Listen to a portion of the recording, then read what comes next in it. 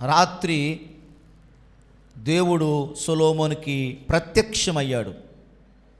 సొలొమోనుకి ప్రత్యక్షమై దేవుడు సొలొమోనుతో మాట్లాడుతున్నాడు. నిజమే కదా? మన దేవుడు ఎవరండి? మాట్లాడే దేవుడు. ఈయన మాట్లాడతారు. ఎవరితో మాట్లాడతారు? ఎవరైతే వినడానికి ఆసక్తిగా ఉంటారో వారితో మాట్లాడతారు. ఇర్మియా గ్రంథాలు అంటాడు, విందురని నేను ఎవరితో మాట్లాడుదును. చదవండి, ఇర్మియా గ్రంథంలో ఆయన చెప్తాడు, మనము దేవుని మాటలు వినాలి. 6వ అధ్యాయము 10వ వచనము, ఇర్మియా గ్రంథము 10. విందురని మీరు వింటారనా? నేను నీతో మాట్లాడేది విందురని నేను ఎవరితో మాట్లాడుదును, ఎవరికి సాక్ష్యం ఇచ్చేదును? వినుటకు.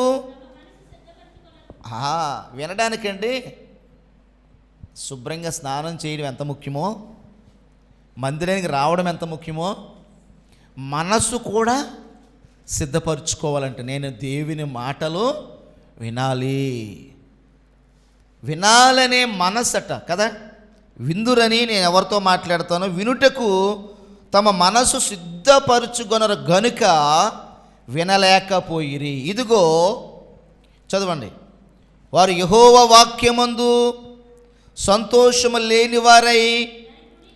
అది చూసారా? అంటే దేవుని వాక్యంలో ఏముండదు, వాళ్ళకి సంతోషం ఉండదు.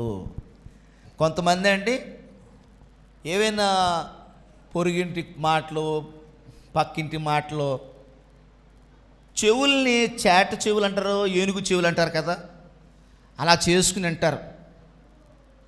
అదే వాక్యం అనుకోండి, వాళ్ళకి ఎలా ఉంటుందంటే ముళ్ళ మీద కూర్చున్నట్టుగా ఇలా కదిలిపోతారు, అలా కదిలిపోతారు. ఎప్పుడు వెళ్ళిపోతారు ఈ పాస్టర్ గారు బాబు, ఈయన ఉన్నంతసేపు ఏదో చెప్తూ ఉంటాడు, ఈయన అలా మాట్లాడితే ఇలాగ. అంటే వాక్యములు వాళ్ళకి ఏముండదండి, సంతోషం ఉండదు. అయ్యో ఈ మాటలు వినాలి, చాలా బాగా చెప్తున్నారు అయ్య గారు, ఇంకా చెప్తే బాగుంది, ఇంకా మంచి మాటలు చెప్తున్నారండి, ఎంత బాగున్నాయన్న మాట. అసలు ఉన్నారు, అలాగుండేవాళ్ళు కూడా ఉన్నారు. కొంతమంది మాత్రం చాలా ఎలాగుంటారంటే ఇక ఒళ్ళంతా కారం పాము వేసుకుని ఉక్కిరి బిక్కిరి అయిపోయి మన చూడు ఫ్యాన్ లేకుండా కరెంట్ లేకుండా ఉంటాం సరా, అలా ఉంటారు కొంతమంది. వీళ్ళు ఎవరంటే చదవండి, వారు యెహోవా వాక్యమందు సంతోషము లేని వారై దాన్ని తృణీకరిస్తారు. కనుక దేవుడు వినేవారితో మాట్లాడతాడు. సొలొమోను ఆ రాత్రి ప్రార్థన చేస్తాడు కనుక దేవుడు మాట్లాడడం మొదలుపెట్టాడు. నిజమే, మనం కూడా దేవునికి ప్రార్థిస్తే దేవుడు మనతో కూడా మాట్లాడతాడు. సొలొమోనుకి ఒకలాగా మనకు ఒకలాగా చేసే వ్యక్తి ఆయన కాదు. బైబిల్ గ్రంథం చెప్తుంది, యేసుక్రీస్తు అందరికీ ప్రభువు, అందరికీ దేవుడు, ఆయన ఒక్కరికి కాదు. కనుక సొలొమోను చేసిన ప్రార్థన ఆయన ఆలకించి ప్రియులరా ఏం చేశాడంటే దేవుడు మాట్లాడడం మొదలుపెట్టాడు. ఏమని మాట్లాడుతున్నాడంటే ఇక్కడ 14వ వచనంలో, నా పేరు పెట్టబడిన నా జనులు తమ్మును తాము తగ్గించుకుని ప్రార్థన చేసి నన్ను వెదికి చెడు మార్గాలను విడిచి ఆకాశములో నుండి నేను వారి ప్రార్థన వింటారు, వారి పాపాలు క్షమిస్తాను, వారి దేశాన్ని స్వస్థపరుస్తాను. ఈ రోజున మనం దేశాన్ని స్వస్థపరుస్తానన్నాడు. దేన్ని స్వస్థపరుస్తాడు? దేశం అంటే ప్రియుల మనుషులు కదా, మనుషులు. దేవుడు మనుషుల్ని స్వస్థపరుస్తాడు, దేశాన్ని బాగు చేస్తాడు. దేశంలో ఎన్ని సమస్యలు ఉంటాయి, ఎన్ని కష్టాలు ఉంటాయి, ఎన్ని బాధలు ఉంటాయి, ఎన్ని ఇబ్బందులు ఉంటాయి. ఇంటికి ఉంటాయి ఉండవో చెప్పండి? ఇంట్లో ఉంటాయి కదా. ఇంటికి సున్నం వేయాలి, పిల్లల ఫీజులు కట్టాలి, పెళ్ళిళ్ళు చేయాలి, బట్టలు కొనుక్కోవాలి, ఏమండి వ్యవసాయానికి మందులు, వ్యవసాయాలు చేసుకోవాలి, వ్యాపారాలు చేసుకోవాలి, ఉద్యోగం చేసుకోవాలి, అనారోగ్యం ఉంటుంది, ఆరోగ్యం కావాలి. ప్రతి కుటుంబంలో కూడా చాలా సమస్యలు ఉంటాయి, దేశంలో సమస్యలు ఉంటాయి. అసలు దేశం అంటే అంటాడు కదా, మట్టి కాదు దేశం అంటే. అంటే మనుషులకి సంఘములో వారికి, కుటుంబాల్లో వారికి ఎన్నో రకాలైన బాధలు, కష్టాలు ఉంటాయి. అయితే ప్రభు అంటున్నాడు ఇక్కడ సొలొమోనుతో, నేను వారి దేశాన్ని స్వస్థపరుస్తాను. అంటే నిన్ను, నన్ను, ఈ ప్రపంచంలో ఉన్న ఏ దేశాలు ఉన్నాయో ఆ దేశంలో ప్రజలు ఎవరైతే ఎలా ప్రార్థన చేస్తారో అలా ప్రార్థన చేసిన కుటుంబాలని దేవుడు ఏం చేస్తాడు చెప్పండి? స్వస్థపరుస్తాడు. స్వస్థపరచడం అంటే, ఇప్పుడు నాకు ఇది గాయమైంది ఏమండి, ఈ గాయాన్ని ఇదే కాదు. ఇప్పుడు నేను అప్పులైపోయాను, 10 లక్షలు అప్పు అయిపోయాను. అప్పు తీర్చడం కూడా స్వస్థత పొందడమే. మీకు అర్థమవుతుందా? 10 లక్షలు అప్పు అయ్యాను అనుకుందాం, దేవుని అవ్వలేదు, దేవుని స్తోత్రం చెప్పండి. అనుకుందాం అయ్యామనుకోండి, ఆ 10 లక్షల అప్పు తీర్చడం కూడా మనల్ని స్వస్థపరచడమే. కుటుంబంలో సమాధానం లేదు, శాంతి లేదు. ఆ కుటుంబానికి సమాధానాన్ని, శాంతిని ఇవ్వడము, ఆ కుటుంబాన్ని, ఆ దేశాన్ని దేవుడు స్వస్థపరచడమే. మీకు అర్థమవుతుందా? కనుక ఈ రకంగా చూసుకుంటే కుటుంబాల్లోనూ దేశంలోనూ ఎన్నో సమస్యలు, ఎన్నో ఆపదలు, ఇబ్బందులు, కష్టాలు ఉన్నాయి. అయితే దేవుని వాక్యం ఏం చెప్తుందంటే, నేను స్వస్థపరుస్తాను. దేవునికి స్తోత్రం, హల్లెలూయా. ఎవరికి అయినా ఈ స్వస్థతని ఇస్తానన్నాడు, ఎలాగుంటే ఇస్తానన్నాడు, ఏం చేస్తే ఇస్తానన్నాడు అంటే చాలా చక్కగా దేవుడే ఎవరితో చెప్పాడు? సొలొమోను మహారాజుతో చెప్పాడు. నేను ఒక మాట చెప్తాను. ఇప్పుడు మనం చదువుకున్న మాట పాత నిబంధన. మనం ఎక్కడున్నాం? పాత నిబంధనలో లేము, మనం క్రొత్త నిబంధనలో ఉన్నాం. కానీ పాత నిబంధనలో చెప్పబడినటువంటి ఆ మాట క్రొత్త నిబంధనలో వర్తిస్తుందా? వర్తిస్తుంది. ఎందుకంటే పాత నిబంధనలో ఉన్న దేవుడు క్రొత్త నిబంధనలో కూడా ఉన్నాడు. ఆయన ఏమన్నాడంటే, నిన్న, నేడు, రేపు నిరంతరము ఏకరీతిగా ఉంటానన్నాడు. నేను ఇంకో మాట చెప్తాను, దేవుని మాటలు మారవు. చూడండి, మీకు అంటాను, మీ దగ్గర ఓ మాట చెప్తాను, వీళ్ళ దగ్గర ఓ మాట చెప్తాను, వాళ్ళ దగ్గర ఓ మాట చెప్తాను. కానీ దేవుని మాట అందరికీ ఒకటే. దేవుని మాటలో మార్పు అనేది లేదు. వ్యభిచారం చేస్తామనుకో, ఏమన్నాడైనా? పాపం అన్నాడు. ఎవరు వ్యభిచారం చేసినా పాపమే. పాస్టర్ గారు వ్యభిచారం చేస్తే పుణ్యమా? పాస్టర్ గారు దొంగతనం చేస్తే పుణ్యమా? పాస్టర్ గారు అయినా, విశ్వాసైనా దొంగతనమే, వ్యభిచారమే. పాపానికి శిక్షే. మీకు అర్థమవుతుందా? ఈ యొక్క ఈక్వాలిటీ, ఈ వాక్యము ఎక్కడున్న ఒకటే. అమెరికాలో ఉన్న ఇదే వాక్యము, ఇండియాలో ఉన్న ఇదే వాక్యం. కనుక పాత నిబంధనలో ఉన్న వాక్యమే క్రొత్త నిబంధనలో కూడా ఉంది. బైబిల్ చెప్తుంది ఆయన మార్పు లేదు, ఆయన మాటల్లో మార్పు లేదు. దేవునికి స్తోత్రం చెప్పండి. కనుక ఈరోజు ఈ ఉదయకాలము సొలొమోనుతో దేవుడు ఏం చెప్తున్నాడంటే, సొలొమోను, ఇదిగో నా పేరు పెట్టబడిన నా జనులు. ఎవరో? అందరికి కాదు. సీతమ్మ గారు, ఈ మాటలు ఎవరు చెప్తున్నాడు? ఆయన పేరు పెట్టబడిన ఆయన జనులు. ఎవరు ఆయన పేరు పెట్టబడ్డారు? ఇక్కడ కూర్చున్న మనందరికీ ఆయన పేరు ఉంది. దేవునికి స్తోత్రం, హల్లెలూయా. మనమంతా ఎవరమంటే క్రైస్తవులు కాదండి. బైబిల్ గ్రంథంలో అంతియోకియాలో ఉన్న శిష్యులు మొట్టమొదటిగా క్రైస్తవులని అనబడ్డారట. ఎవరు? అంతియోకియాలో ఉన్న శిష్యులు. చదవనమాట అపోస్తుల కార్యాల గ్రంథము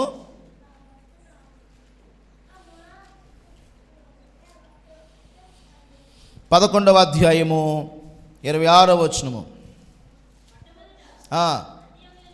అంతియోకియాలో శిష్యులు. అది అంటే క్రైస్తవులు అంటే ఎవరో? క్రైస్తవులు అంటే ఎవరో? యేసు ప్రభువారి యొక్క శిష్యులు క్రైస్తవులు, కానీ క్రైస్తవులు శిష్యులు కాదు. జాగ్రత్తగా వినాలి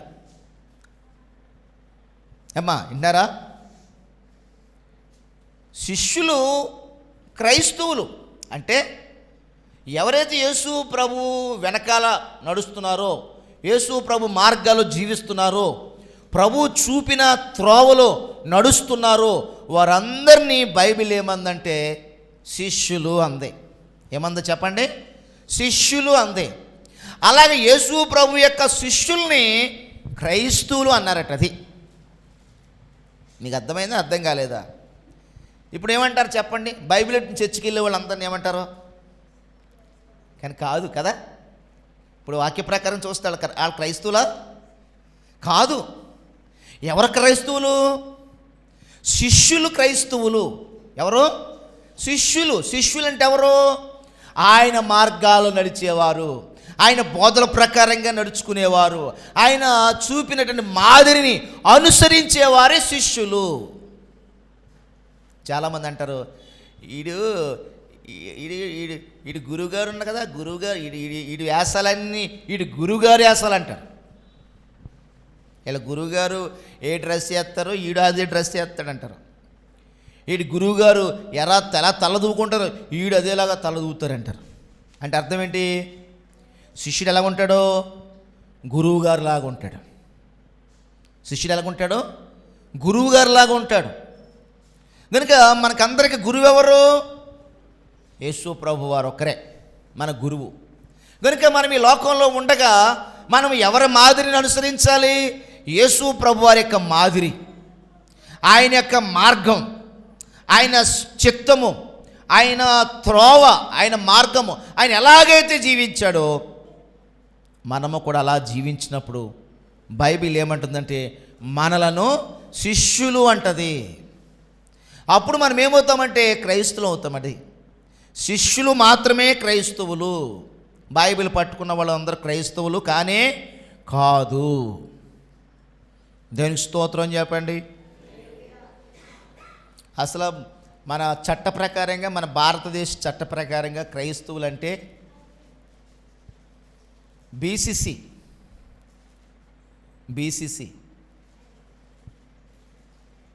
వాళ్ళే క్రైస్తవులు. మన ఇండియన్ కాన్స్టిట్యూషన్ ప్రకారంగా, చట్ట ప్రకారంగా ఎవరు క్రైస్తవులు అంటే ఎవరైతే బీసీసీ సర్టిఫికెట్ ఉందో వాళ్ళు మాత్రమే క్రైస్తవులు. మన భారతదేశ సాంప్రదాయ ప్రకారంగా, చట్ట ప్రకారంగా. ఈ రోజున ప్రియ దేవుని బిడ్డలారా, ఇక్కడ అన్నాడు కదా, నా పేరు పెట్టబడిన నా జనులు. ఈ రోజున మనం అందరం బైబిల్కి పట్టుకున్నాము, ప్రభు దగ్గరికి వస్తున్నాము, ఆయన మార్గాల్లో జీవిస్తున్నాం. కనుక నీకు నాకు మనందరికీ ఏమని అన్నాడంటే క్రైస్తవులు అన్నారు కదా, క్రైస్తవులు అన్నారు. అయితే మరి ఆయన పేరు పెట్టుకున్నాం కదా మనం. ఆయన పేరు పెట్టుకున్న మనం ఎలా ఉండాలట? మొట్టమొదటిగా ఎలా ఉండాలంట? చదవనమాట, తమ్మును తాము తగ్గించుకోవాలి. దేవునికి స్తోత్రం చెప్పండి. నేను చెప్పానా దేవుడు చెప్పాడా? ఈ దినవృత్తాంత గ్రంథంలో ఎవరు చెప్పారు? సొలొమోనుతో. ఏమా చెప్పాలి, నాకు మాట్లాడతలేదు మీరు. దేవుడే చెప్పాడు. ఎవరితోనూ? సొలొమోనుతో దేవుడే చెప్పాడు. ఏమని? నా పేరు పెట్టబడిన నా జనులు తమ్మును తాము తగ్గించుకోవాలి. దేవునికి స్తోత్రం. హల్లెలూయా. తగ్గించుకోవాలి. తగ్గించుకోవడం అంటే ఏంటండి? తగ్గించుకోవడం. మనం తగ్గించుకుంటున్నామా? ఏమా ఈ రోజున మనం ప్రశ్నించుకుందాం. మిమ్మల్ని మీరు ప్రశ్నించుకోండి. అడగండి. మిమ్మల్ని మీరే అడుక్కోండి. ఒక ప్రశ్న అడుక్కోండి. నేను తగ్గించుకుంటున్నానా? నాకు తగ్గింపు స్వభావం ఉందా? లేకపోతే నేను హెచ్చించుకుంటున్నానా? కొంతమంది హెచ్చించుకుంటుంటారు.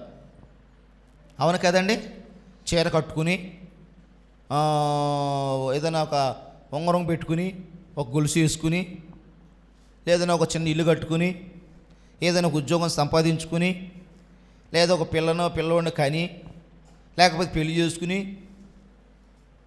వీటన్నిటిని బట్టి మనిషి ఏం చేస్తారో చెప్పండి? గర్వించడా? అందరు కాదు, చాలామంది గర్విస్తారు. పిల్లలు ఉన్నారనుకోండి, అందమైన పిల్లలు పుట్టారనుకోండి, ఆ తల్లి ఆ తండ్రి వాళ్ళ సంబరాలు మనం పట్టుకోలేము. మంచిదే, సంబరపడండి. కానీ ఇతరుల పిల్లల్ని లోకుగా చులకనిగా మనము అందరూ ఒకేలా ఉంటారండి? ఉండరు కదా. ఒక్కొక్కరు అందం ఒక్కొక్కలా ఉంటుంది. లోకంలో సామెత కాకి పిల్ల కాకి పిల్ల కాకి ముద్దు.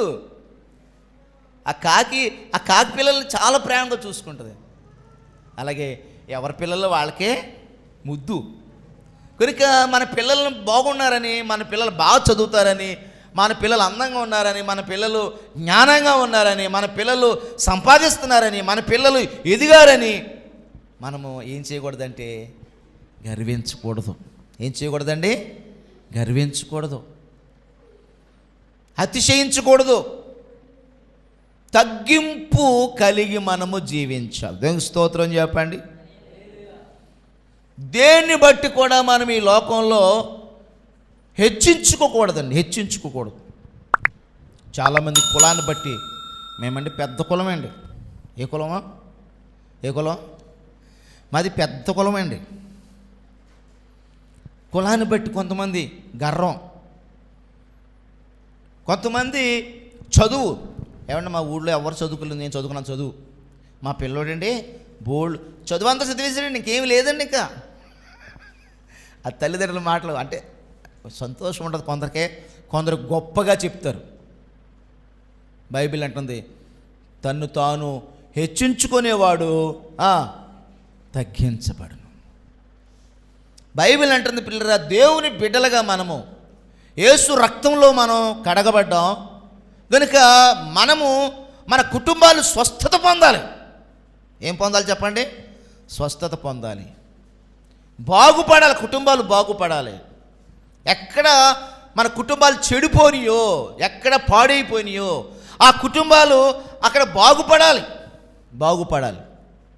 అలా బాగుపడాలంటే ప్రభు చెప్తున్న మాట ఏంటంటే, ఇదిగో నా పేరు పెట్టబడిన నాజర్లు లోకంలో వాళ్ళ నాకొద్దు, వాళ్ళ కోసం నేను మాట్లాడతలేదు, నా ప్రజల కొరకు నేను మాట్లాడుతున్నాను. ఏం చేయాలంటే మిమ్మల్ని మీరు తగ్గించుకోవాలి. దేవునికి స్తోత్రం, హల్లెలూయా. కొంతమంది అండి పైకి చాలా బాగా తగ్గించుకుంటారండి. అయ్యగారండి వందనాలండి, కూర్చోండి అయ్యగారండి, అక్క బాగున్నావా, చెల్లి బాగున్నావా అంటారు, కానీ అంతరంగంలో తగ్గింపు ఉండదండి. ఈడేనా ఏలేనా బాబోయ్ అలాగా ఇలాగని చెడ్డగా వెనకాల మాట్లాడతారు. కానీ ఎదురుగుండా ఎలా ఉన్నారు చెప్పండి? తగ్గింపుగా మాట్లాడతారు. కానీ అంతరంగంలో ఏం లేదు చెప్పండి? గుండెల్లో మాత్రం నిజంగా తగ్గింపు లేదు. మనము లోపల అంతరంగంలో తగ్గింపు స్వభావం ఉండాలి, బాహ్యానికి కూడా తగ్గింపు స్వభావం కలిగి ఉండాలి. చూడండి, మనకు చదువు ఉండొచ్చు, విద్య ఉండొచ్చు, గొప్ప పేర్లు ఉండొచ్చు, డబ్బు ఉండొచ్చు, చాలా ఎన్నెన్నో మనకు ఉండొచ్చు, చాలా అందరికంటే మనం చాలా గొప్పగా ఉండొచ్చు. అయినా కానీ ఏం చేయకూడదు? మనం హెచ్చించుకోకూడదండి, తగ్గింపు కలిగిన వారంగా ఉండాలి. ఎందుకంటే ఈ లోకంలో చూడండి, మనకు ఒక ఆరోగ్యం ఉందా? దేవుడిచ్చిందే. అందం ఉందా? దేవుడిచ్చిందే. ఆస్తి ఉందా? దేవుడిచ్చిందే. పిల్లలు దేవుడిచ్చిందే. ఏది ఉందో అదంతా దేవుడిచ్చాడు నీకు. నువ్వేం సంపాదించుకున్నావు? నీదంటూ నీకేమైనా ఉందా? నీకేమీ లేదు. నువ్వు ఒట్టిగా వచ్చావు, మళ్ళీ ఒట్టిగా వెళ్ళిపోతావు. అవునా కదా చెప్పండి? వెళ్ళిపోవాలి. నువ్వు ఎంత సంపాదించి ఇక్కడ వదిలేయాలి. ఈ సత్యాన్ని మనం గ్రహించలేక ఏం చేస్తున్నామంటే, నాకు అది ఉంది, నాకు ఇది ఉందని చెప్పి విర్రవిగిపోతూ మనము హెచ్చించేసుకుంటున్నాం. మనల్ని మనం హెచ్చించేసుకుంటున్నాం. దేవుడు చెప్తున్నాడు, లేదు, నిన్ను నువ్వేం చేయాలి? తగ్గించుకోవాలి. లోకాసు వార్తలో చెప్తాడు చూడండి. లోకాసు వార్త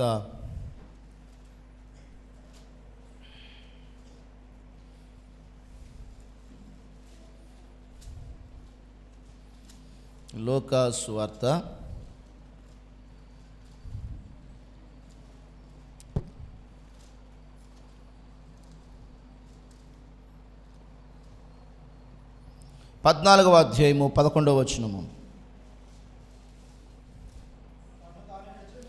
తన్ను తాను హెచ్చించుకొను ప్రతివాడును.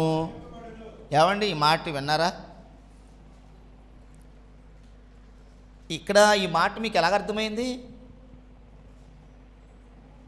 తన్ను తాను హెచ్చించుకోవడం. అదేంటండి పాస్టర్ గారు, ఏంటి అంత మాటలే అర్థం ఏంటి అంటే, నిన్నెవరో పొగడరు. ఇలా చూడండి, నా మాట జాగ్రత్తగా వినాలి. అమ్మా చక్కగా నువ్వు చాలా దీవించబడ్డావమ్మా, దేవుడిని ఆశీర్వదించాడమ్మా, దేవుడు నీకు ఇది ఇచ్చాడమ్మా, దేవుడు నీకు అది ఇచ్చాడని నిన్ను ఎవరు అనరు. మరి నువ్వే చెప్పుకుంటావు, నాకు అది ఉంది, నాకు ఇది ఉంది, నాకు ఎలాగుంది, నాకు అలాగయింది, నాకు ఇలాగయింది. జబ్బులు ఒప్పుకుంటా మనం చెప్పుకుంటూ ఉంటాం. అది అంటే నన్ను నేనే పొగుడుకోవడం.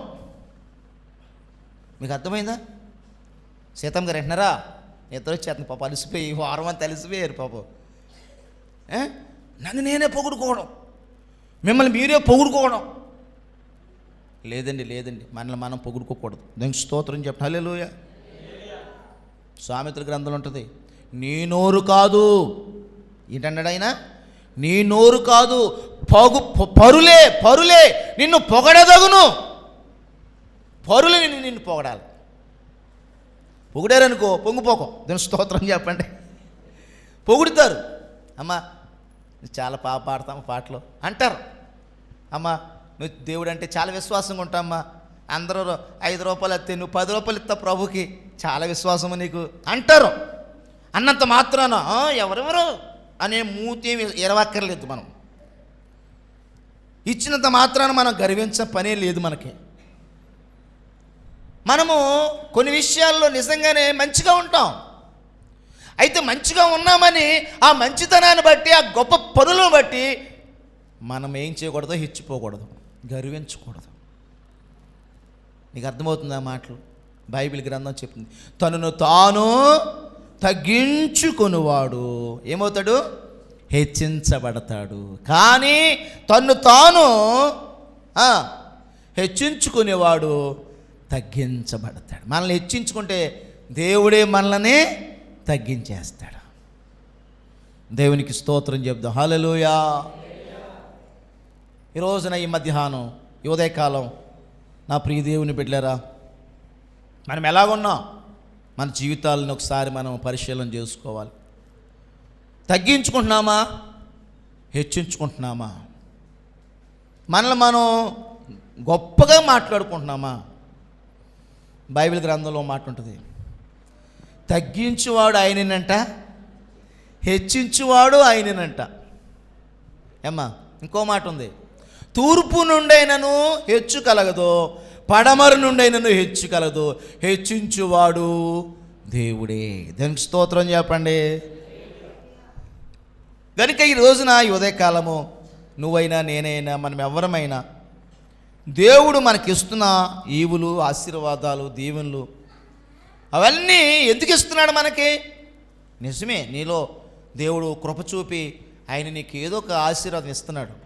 వాటిని బట్టి నువ్వు సంతోషించి ఆయన స్తుతించాలి తప్ప మనల్ని మనం ఏం చేసుకోకూడదండి, హెచ్చించుకోకూడదు. అది దేవుడే ఇచ్చాడు, అందుకొరకు ప్రభుకి స్తోత్రం చెప్పు, అణిగుండు ఇంకా దీవించబడతాం, ఒదుగుండు ఇంకా దీవించబడతాం, తగ్గించుకునుండు ఇంకా దీవించబడతావు నువ్వు.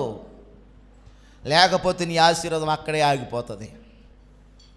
నువ్వు ఇంకా ఎదగాలనుకుంటే, ఇంకా ఎంత ఎదగాలనుకున్నావో అంతగా ఒదిగుంటా ఉండాలంటే మనం. దేవునికి స్తోత్రం. హల్లెలూయా. నాకు మనుషులతో పని ఏంటి, వాళ్ళతో పని ఏంటి, వీళ్ళతో పని ఏంటి, అక్కడికి వెళ్ళే పని ఏంటి, ఎక్కడికి వెళ్ళే పని ఏంటి, వాళ్ళతో మాట్లాడే పని ఏంటి, వీళ్ళతో మాట్లాడే పని ఏంటి, వాళ్ళు పలకరించే పని ఏంటి, వీళ్ళు పలకరించే పని ఏంటి, వాళ్ళే మాట్లాడాలి, వాళ్ళే వందనాలు చెప్పాలి, వాళ్ళు నమస్కారం చేయాలి, వీళ్ళతో నాకు లెక్కలేదు. ఒక్కొక్కరు మనుషులను కూడా కోరక చూస్తారండి. అంటే వాళ్ళతో మనకు పని లేకపోయినని మాత్రాన మనం వాళ్ళు కోరక చూడక్కర్లేదు. దేవుని స్తోత్రం చెప్పండి. ఎవరితో పని ఉన్నా లేకపోయినా అందరితో మన కళ్ళండి, మన చూపు చక్కగా ఉండాలండి. దేవుని స్తోత్రం చెప్పండి. దగ్గర చెప్పండి హల్లెలూయా. మన శరీరం అండి మనం ఎలా ఉన్నామో చెప్పేస్తుందండి. గర్వంగా ఉన్నారా వీళ్ళు, లేకపోతే తగ్గింపుతా ఉన్నారని మన హావభావాలు, మన యొక్క నడక, మన యొక్క మాట చెప్పేస్తూ ఉంటుందండి. చాలా మనం జాగ్రత్తగా ఉండాలి. ప్రభు వాక్యం చెప్తుంది ఏమన్నాడైనా, తను తాను తగ్గించుకోవాలి. యేసు ప్రభు వారు ఎంతగా తగ్గించుకున్నారు చెప్పండి? ఆయన దేవుడయ్యుండి, దేవుని కుమారుడయ్యుండి, దేవునికి సమానంగా ఉండుట విడిచిపెట్టకూడని భాగ్యమని ఎంచుకోలేదట. దాసుడిగా వచ్చేసాడంట, రిక్తుడైపోయాడట. శిలువ మరణం పొందినంతగా తన్ను తాను తగ్గించుకున్నారు ఆయన. యేసుప్రభు వారే శిలువ మరణం పొందినంతగా తగ్గించుకుంటే మనం ఏ పాటి వారమండి? మనం ఎంతటోళ్ళమండి? మనం అసలు ఆ దేవదేవుడికి అంత తగ్గింపు ఉంటే మనం ఇంకెంత తగ్గించుకోవాలి? దేవునికి స్తోత్రం, హల్లెలూయా. యేసుప్రభు వారి శిష్యులు 12 మంది శిష్యులు. ఆ 12 మంది శిష్యుల్ని ఒకసారి మేడగదిలో కూర్చోపెట్టి 12 మందికి కూడా పాదాలనే కడిగేశారు ప్రభువారు. ఏమంటే మనము చేతులు పట్టుకుంటాం కదా, చేతులు పట్టుకుని ఏమంటాం? ఈ చేతులు కాదండి కాళ్ళు అనుకోండి అంట. అవునా కదండి? అంటే కాళ్ళు పట్టుకోలేక, నీ కాళ్ళు పట్టుకోలేక నీ చేతులు పట్టుకున్నాను అని చెప్తున్నాం మనం వాళ్ళకే. కానీ యేసుప్రభు ఏమన్నాడు చెప్పండి? కాళ్ళు పట్టుకున్నాడు ఆయన. ఒక ఆయన అన్నాడు, పేతురు గారు, ప్రభువా నువ్వు నా కాళ్ళు పట్టుకోవద్దు నాయన, నువ్వు నా కాళ్ళు పట్టుకోవడం ఏంటి ప్రభువా అన్నాడు. అప్పుడు ప్రభు అంటాడు, నేను నీ కాళ్ళు పట్టుకోకపోతే, నేను నీ కాళ్ళు కడగకపోతే నాతో నీకేముండదు? పాలు పంపులు ఉండవయ్యా. అంటే నేను ఎలా తగ్గించుకున్నాను నువ్వు అలా తగ్గించుకోవాలి. నేను ప్రభువుని, నేను గురువుని, నేను బోధకుడును, ప్రభువుని, గురువునైనా నేనే తగ్గించుకుని కాళ్ళు కడుగుతున్నాను. కనుక మీరు కూడా తగ్గించుకోవాలి, మీరు కూడా ఒకరికొకరు ఇలాగా చెయ్యాలి. దేవునికి స్తోత్రం, హల్లెలూయా. గత 31వ తారీఖు రాత్రి మనం అందరం పాదశుద్ధి కార్యక్రమం చేస్తాం.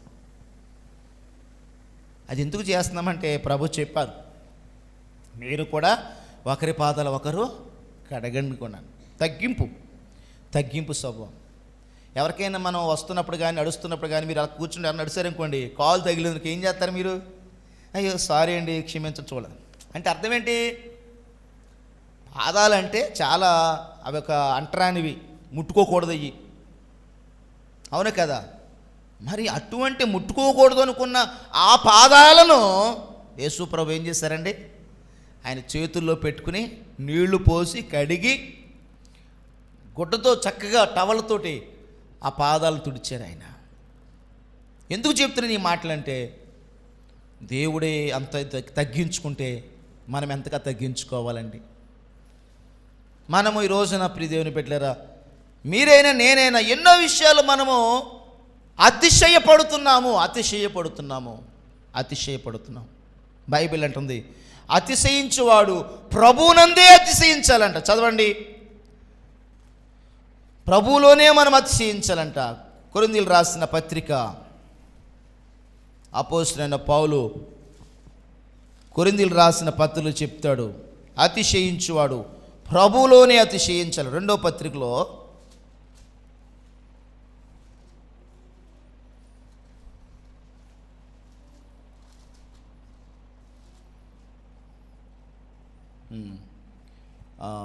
కొరింథీయులకు రాసిన మొదటి పత్రిక 1వ అధ్యాయము 31వ వచనము,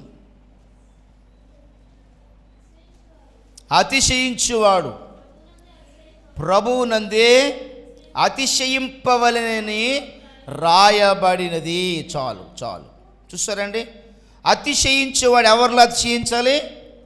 ప్రభువులోనే అతిశయించాలి. ఎందుకు? ఇర్మియా పుస్తకం తీయండి, 9వ అధ్యాయము, ఇర్మియా గ్రంథము 9వ అధ్యాయము. ఎందుకు మనము ప్రభువులోనే అతిశయించాలంటే ఆయన చెప్తాడు, 23వ వచనము, జ్ఞాని తన జ్ఞానాన్ని బట్టి అతిశయింపకూడదు,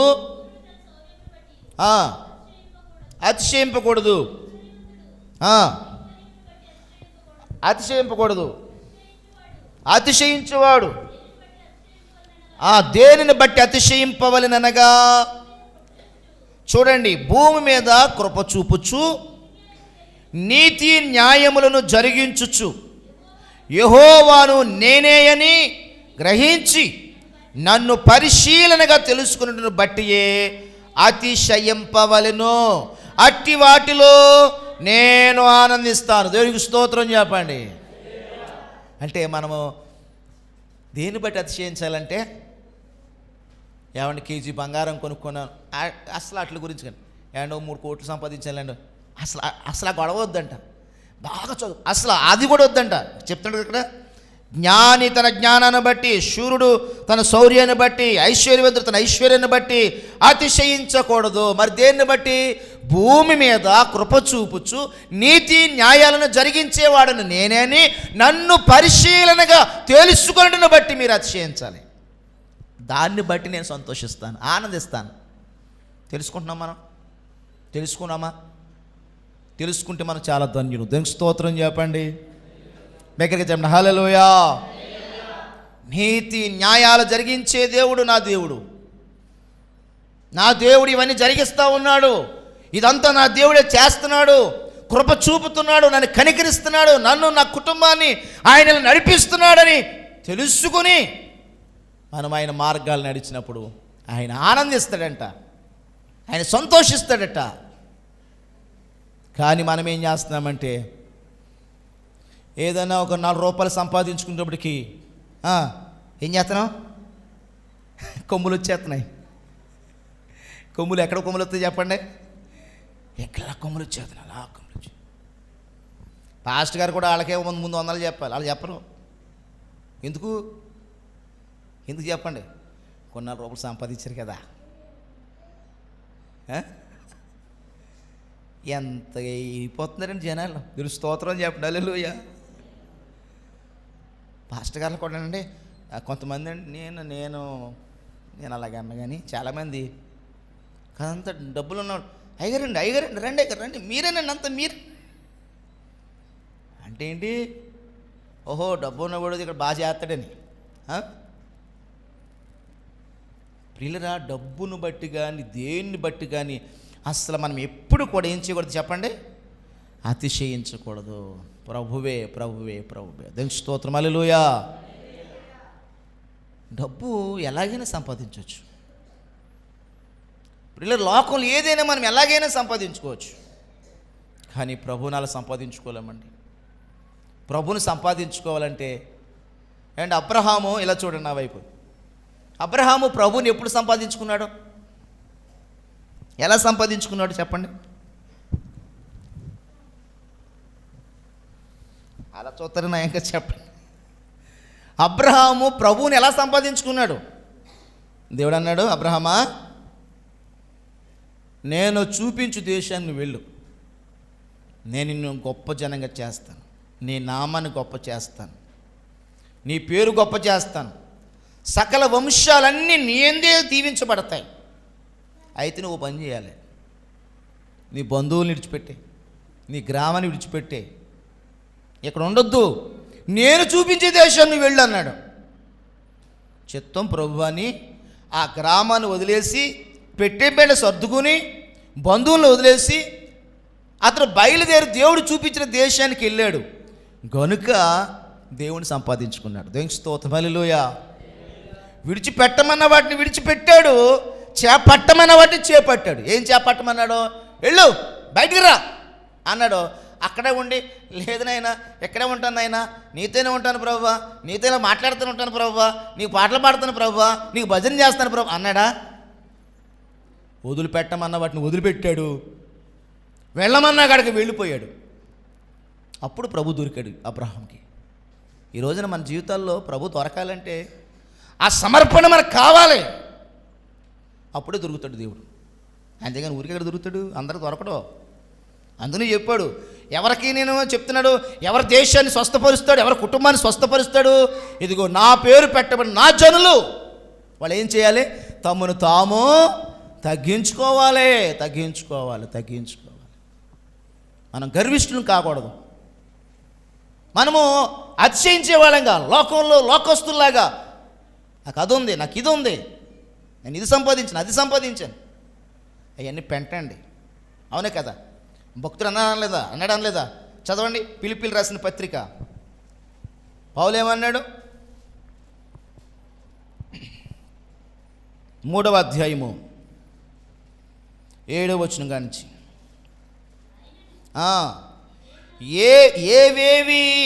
ఏవేవి నాకు లాభకరములై ఉండెను వాటిని క్రీస్తు నిమిత్తము నష్టముగా ఎంచుకొంటిని, నిశ్చయముగా నా ప్రభువైన యేసుక్రీస్తు కూర్చున్న అతి శ్రేష్టమైన జ్ఞానము నిమిత్తమును సమస్తమును నష్టముగా ఎంచుకొనుచున్నాను.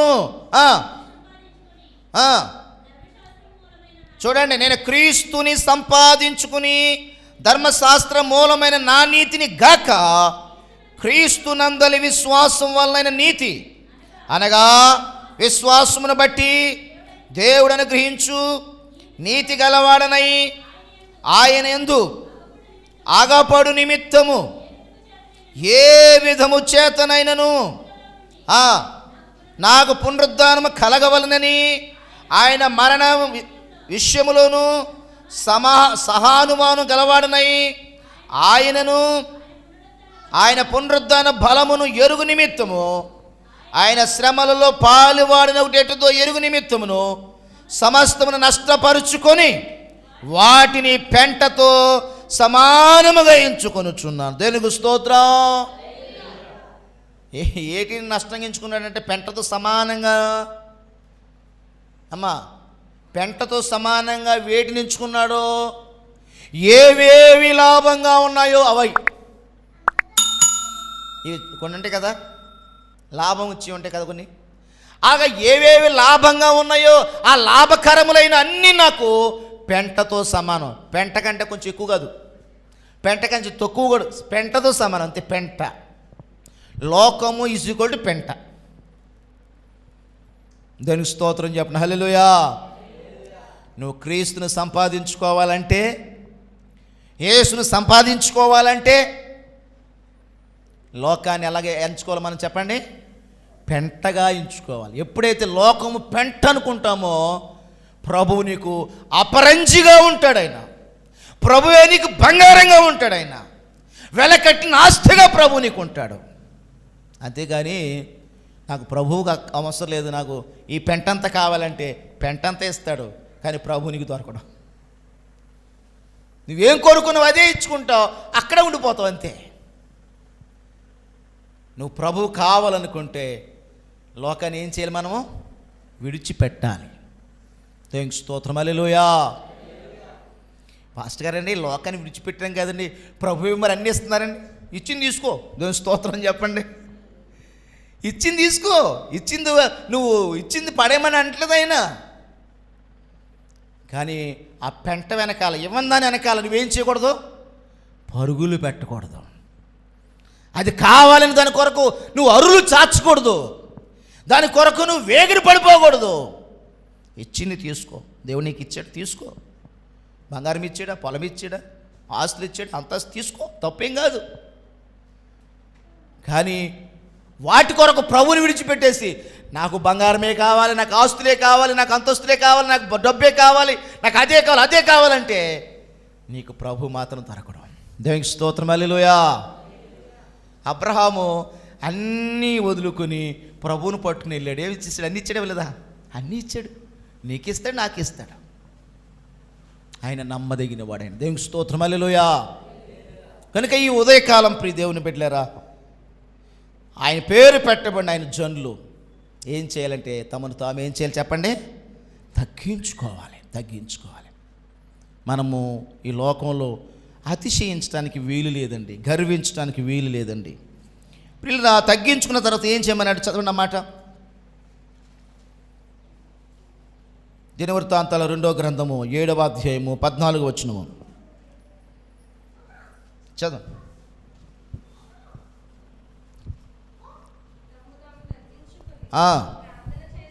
ప్రార్థన చేసి చాలు ఏం చేయాలన్నాడండి? దేవుని దగ్గర మనం అట్టండి మొట్టమొదటిగా తగ్గించుకోవాలట, తర్వాత ప్రార్థన చేసి నన్ను వెతకాలన్నాడు. ఎలా వెతకాలి మనం దేవుని చెప్పండి? ప్రార్థన చేసి వెతకాలి. తర్వాత అన్నాడు చెడు మార్గాలను విడిచిపెట్టాలి. చెడు మార్గం అంటే ఏంటి చెప్పండి? చెడు మార్గము దేవునికి ఆయాస్కరమైనది. చెడు మార్గం దేవునికి ఇష్టం లేనిది, దేవుడు కోరుకున్నది, దేవుడు చెప్పనిది, దేవుడు చెయ్యొద్దు అన్నది, దేవుడు మనలను చెయ్యమన్నది చెయ్యకపోవడం కూడా దేవుని దృష్టిలో పాపం. కనుక ఆ చెడు మార్గాలన్నీ కూడా ఏం చేయమన్నాడైనా విడిచిపెట్టాలి. దేవునికి స్తోత్రం చెప్తాం. హల్లెలూయా. చెడు మార్గం అంటే దేవునికి ఇష్టం లేనిది. దేవుడు బైబిల్ గ్రంథంలో ఏది చెయ్యొద్దు అన్నాడో అది మనం చేస్తున్నాం అనుకోండి, అది దేవుని దృష్టిలో ఏంటి చెప్పండి? చెడు మార్గం. అంతే కదండి. దేవుడు ఇది చెయ్యొద్దు అన్నాడు, అదే మనం చేస్తున్నాం అనుకోండి, అప్పుడు దేవుని దృష్టిలో అదే మార్గం? చెడు మార్గం. ఈరోజు నీ ఉదయకాలం ప్రియులరా, మన జీవితంలో దేవునికి ఆయాసకరమైన ఆ చెడు మార్గాలన్నీ కూడా మనం ఏం చేయాలి చెప్పండి? విడిచిపెట్టేయాలి. దేవుని ఎదుట మనల్ని మనమే సంపూర్ణంగా సమర్పించుకోవాలి. బైబిల్ గ్రంథంలో రోమిలు రాసిన పత్రికలో 11వ అధ్యాయం మొదటి వచనం చదవమ్మా. మీ శరీరములను సజీవ యాగముగా ఆయనకి, రోమాపత్రిక చదవండి. కాబట్టి సహోదరులారా, పరిశుద్ధమును దేవునికి అనుకూలమునైన సజీవ యాగముగా మీ శరీరములను ఆయనకు సమర్పించుకునుడని దేవుని వాత్సల్యమును బట్టి మిమ్మల్ని బతిమాలుకొనుచున్నాను. ఇట్టి సేవ అది. మనము దేవుణ్ణి ఎలాగ సేవించాలి అమ్మా సత్యవతి? మన దేవుణ్ణి ఎలా సేవించాలి ఇక్కడ చెప్తున్నాడు. మీరు ఉన్నపాటున సజీవ యాగముగా మీ శరీరాలని దేవునికి ఏం చేయాలంట? సమర్పించండి.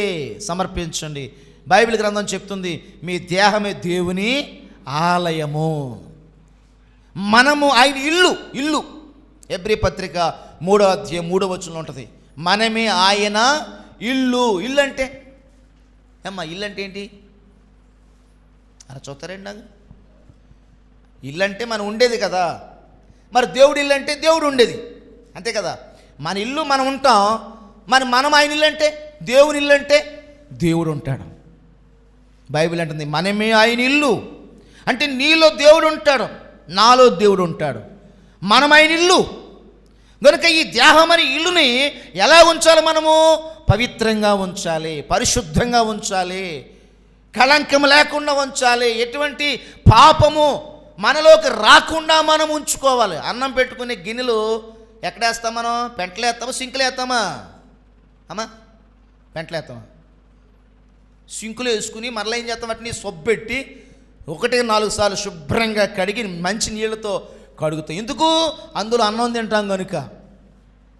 ఈ దేహంలో దేవుడు ఉంటే ఈ దేహాన్ని మనం ఎలా ఉంచుకోవాలి?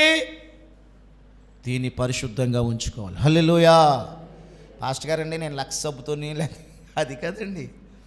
శుభ్రంగా బాహ్యంగా శుద్ధి కాదు, అంతరంగంలో శుద్ధి మాట. పరిశుద్ధత అంటే అంతరంగం పరిశుద్ధంగా ఉండాలి. మన అంతరంగంలో ప్రియులరా ఏ పాపం అనేది లేకుండా మనం ఉండాలి. చెప్తాడు కదా, మచ్చైనను డాగ్ అయినను అట్టిది మరి ఏదైనాను లేకుండా నిష్కళంకమైనదిగా మనం ఉండాలని ప్రభు కోరుకుంటున్నాడు. దేవునికి స్తోత్రం. హల్లెలూయా. ఈ మధ్యాహ్నపు వేళ ప్రియులరా మనము దేవుడు అంటున్నాడు కదా, మీ చెడు మార్గాలను మీరు ఏం చేయాలి? విడిచిపెట్టాలి. యోబు గ్రంథంలో చెప్తాడు, చూడండి ఒకసారి. యోబు గ్రంథంలో భక్తుడు ఏంటంటే యోబు ప్రియులరా చెప్తాడు,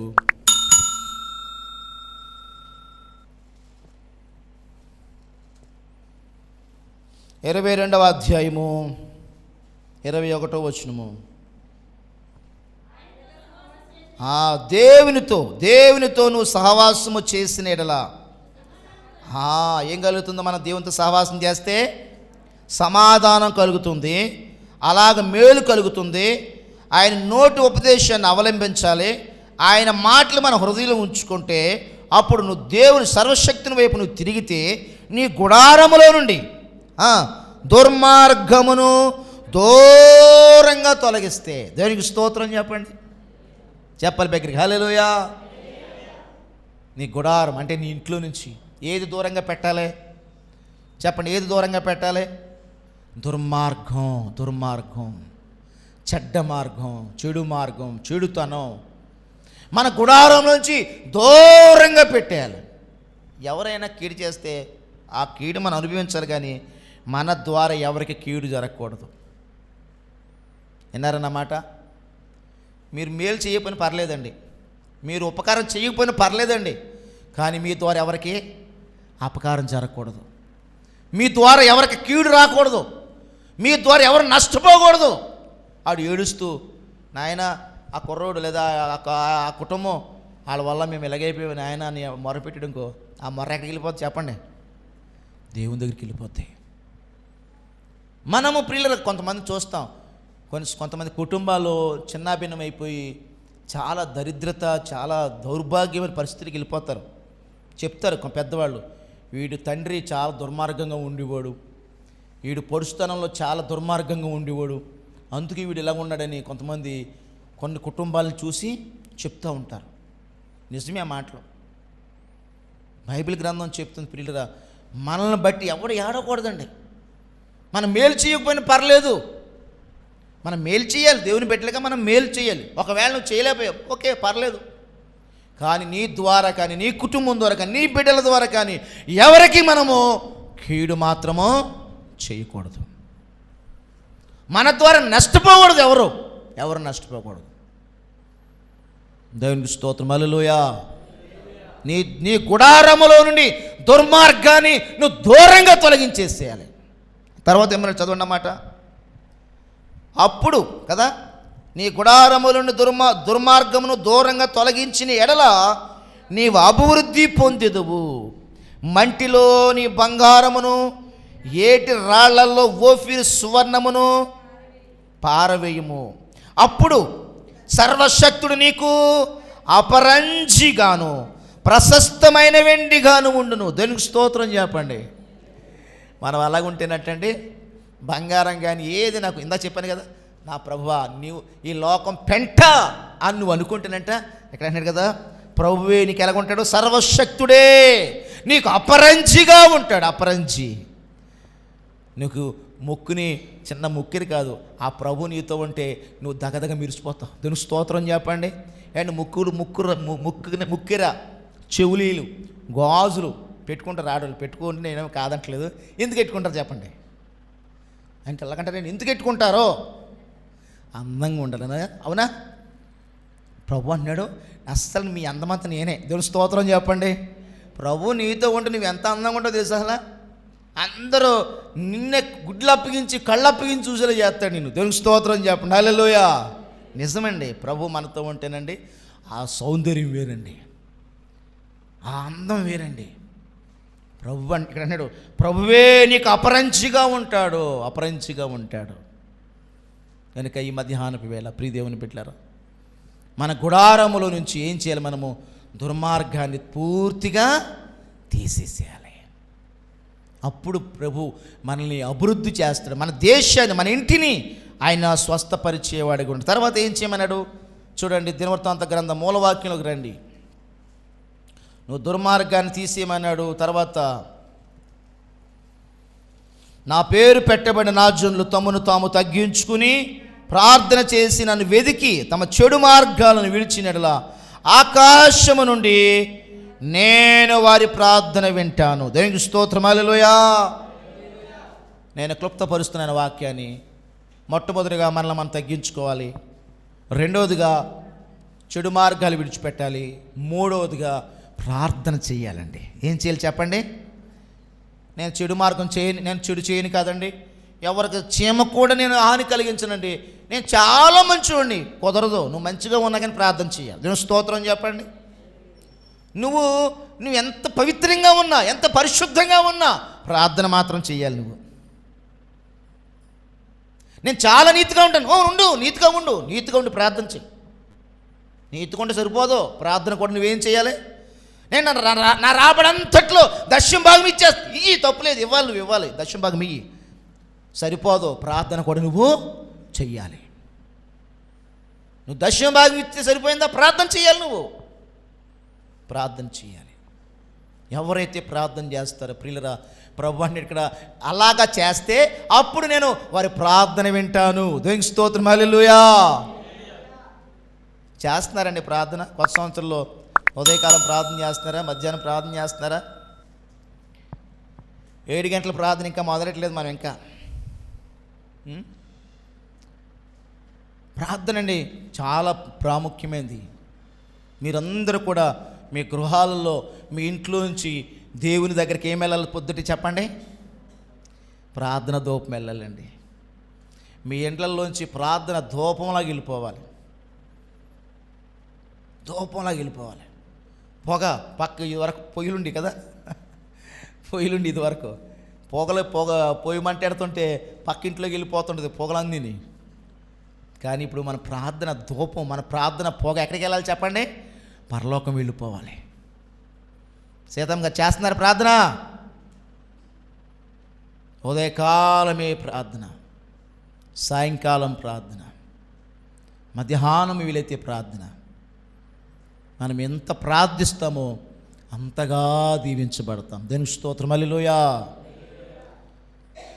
సేవకులు, మాతోటి సేవకులు, యేసుక్రీస్తు సువార్తల సేవకులు ఆన్లైన్ ప్రేయర్లు ప్రతి బుధవారం ఆన్లైన్ ప్రేయర్లు చేసేవాళ్ళం. ఈ మధ్య చేయట్లేదు.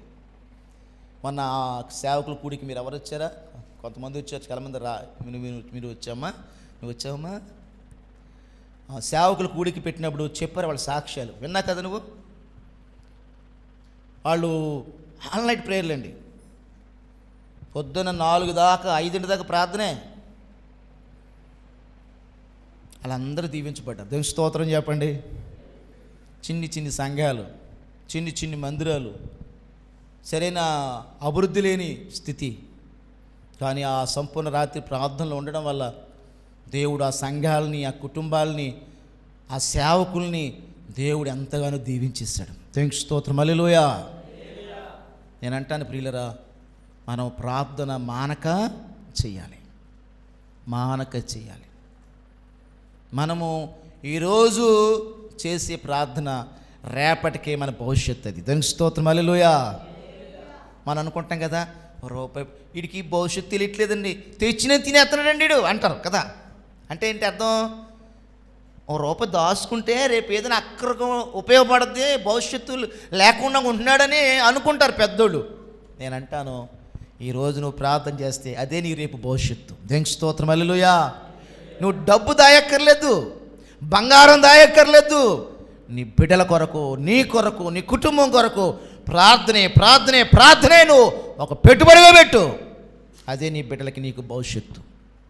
అంతే తప్ప నా బిడ్డలకి, నా కుటుంబానికి, వీళ్ళకి ఏదో ఏం పెడతావు నువ్వు? 1 కోటి రూపాయలు ఇచ్చావు, నీ బిడ్డలకి ఉంచుతారాడు? వాళ్ళు ఉంచరు, 3 ముక్కలు చేసి పెడతారు అంతే. మన చనిపోగానే ఆ డబ్బు అంతా చాలా చెదురు చేసేస్తారు. డబ్బు కదండి మనం బిడ్డలకి ఇవ్వాల్సింది.